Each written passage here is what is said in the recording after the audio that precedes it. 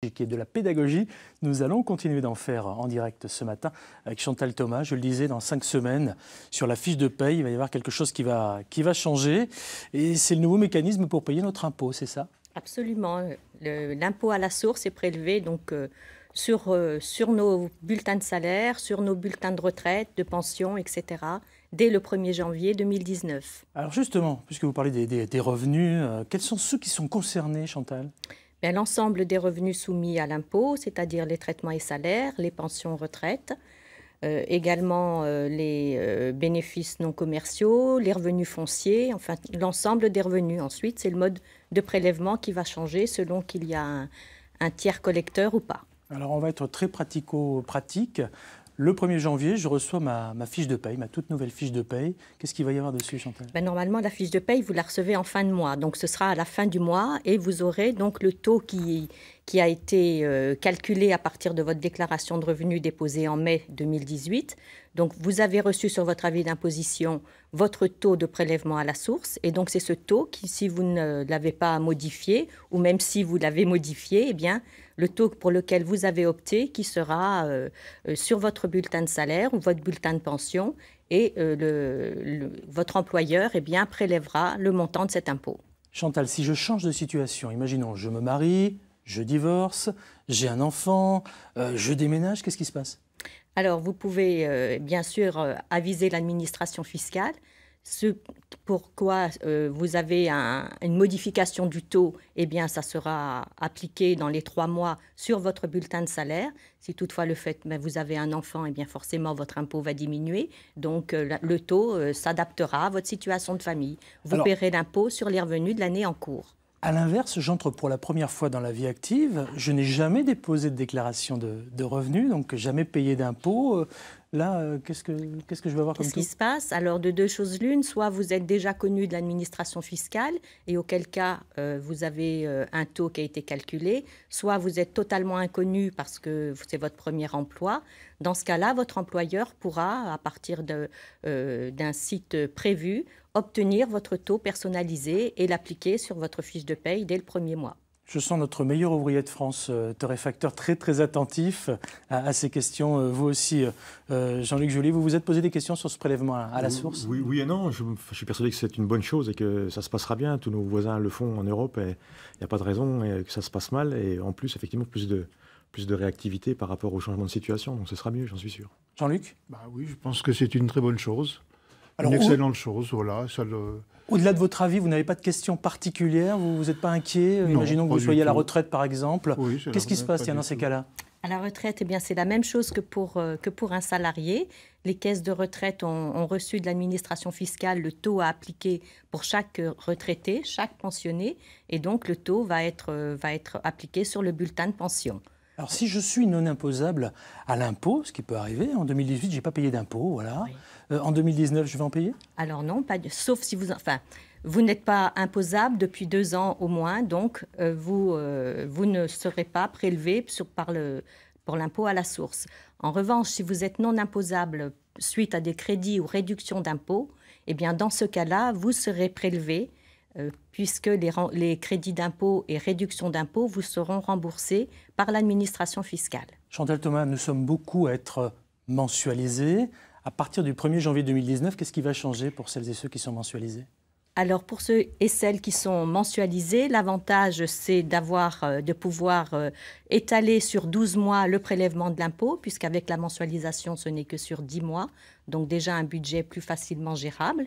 Et puis, eh bien, l'impôt sera prélevé sur votre bulletin de salaire de la même manière que vous pouviez le payer auparavant. Vous ne paierez ni plus ni moins. Alors moi, je suis un peu le poil gratté dans l'histoire, parce qu'il y a aussi, parmi ceux qui nous regardent, peut-être des gens qui se disent « oui, ok, ils sont très gentils tous, mais moi, je profite d'abattement parce que j'ai des frais professionnels, parce que voilà, je me déplace en voiture régulièrement, etc. » Et alors là?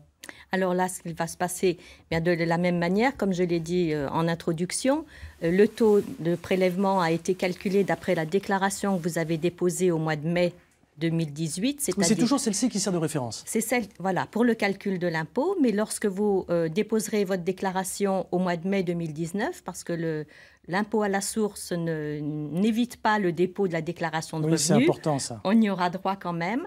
Et donc à partir de là, c'est un nouveau taux qui va être calculé à partir des dépenses et des charges que vous avez eues.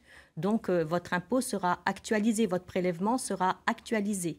Oui, le taux qu'on aura au 1er janvier 2019 n'est pas figé dans le marbre, ce n'est pas celui qu'on va garder pendant toute sa période où on touchera des revenus finalement. Voilà, c'est exactement ça. Hein. L'impôt s'adapte à vos revenus, l'impôt s'adapte à vos charges également. Donc, déclaration de revenus. Oui. Au printemps. Au printemps, mois de mai 2018, sur Internet de la même manière.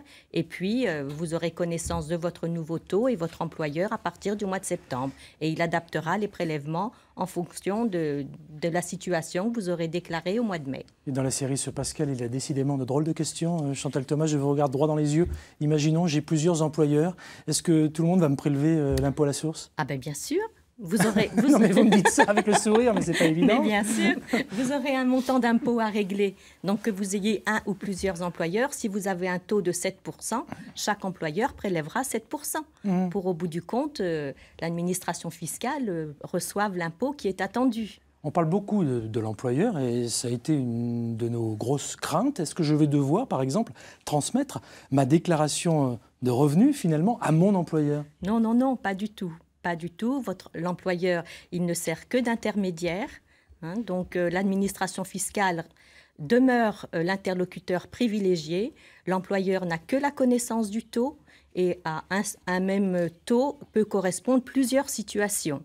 Hein, donc, il faut bien savoir que, par exemple, un taux de 7% peut correspondre au revenu d'un célibataire qui perçoit, par exemple, 2 000 €. Ça peut être aussi le cas d'un couple avec un enfant qui ont des revenus un peu supérieurs, ou voire d'une personne divorcée qui a des revenus fonciers, qui a des charges, par exemple, des pensions alimentaires qu'il verse à ses enfants, par exemple. Mais on est bien d'accord. Le prélèvement à la source interviendra bien à partir du 1er janvier prochain sur toutes les sources de revenus. Absolument, Pascal, c'est exactement ça, sauf les revenus de capitaux mobiliers.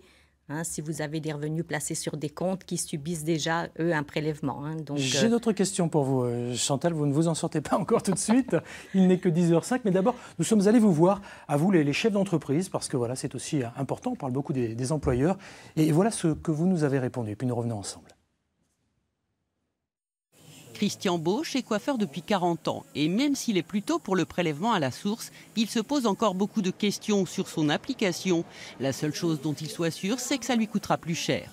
Ça va nous coûter parce que le cabinet comptable va nous en profiter pour augmenter ses honoraires, ce qui est logique, il va avoir plus de travail, donc ça va nous coûter plus cher. Il y a non seulement la fiche de paye, mais il y a des déclarations qu'il va falloir faire aux impôts, le traitement de tout ça, le pourcentage qu'on va recevoir, pas recevoir, le prélèvement qui sera fait ou pas.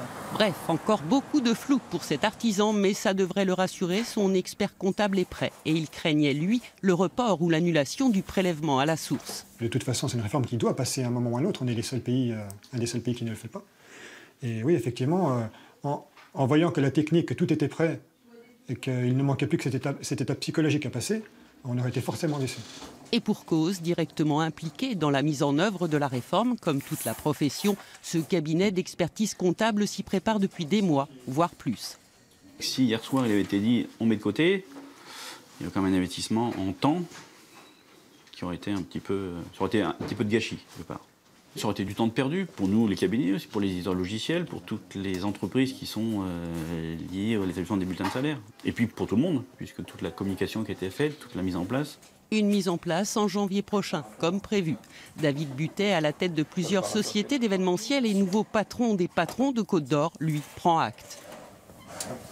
On n'a pas peur des bugs. En revanche, là où on a peur, c'est plutôt sur la façon dont les collaborateurs vont prendre cet impôt à la source. 2 collaborateurs qui ont le même métier, vu leur situation personnelle, n'auront pas le même montant en bas de la page.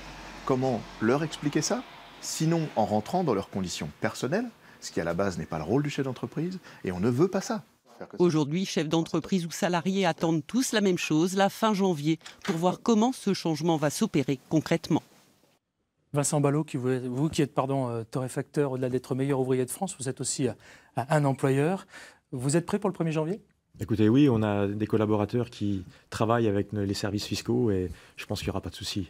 Chantal Thomas, en cas de souci, il y a quand même un site internet très pratique. Alors vraiment, dans tous les bons moteurs de recherche, on tape quoi? Prélèvement-à-la-source.fr ou sur impôt.gouv.fr, gérer mon prélèvement à la source. Voilà, et on retrouve toutes les questions auxquelles nous n'avons pas répondu, évidemment. Mais rappelons-le, le 1er janvier 2019, tous les revenus seront soumis à l'impôt sur la déclaration de l'année d'avant. C'est ça, c'est là où la gymnastique est un peu compliquée. Et au départ, ça s'était un peu emballé. On avait dit tout et n'importe quoi.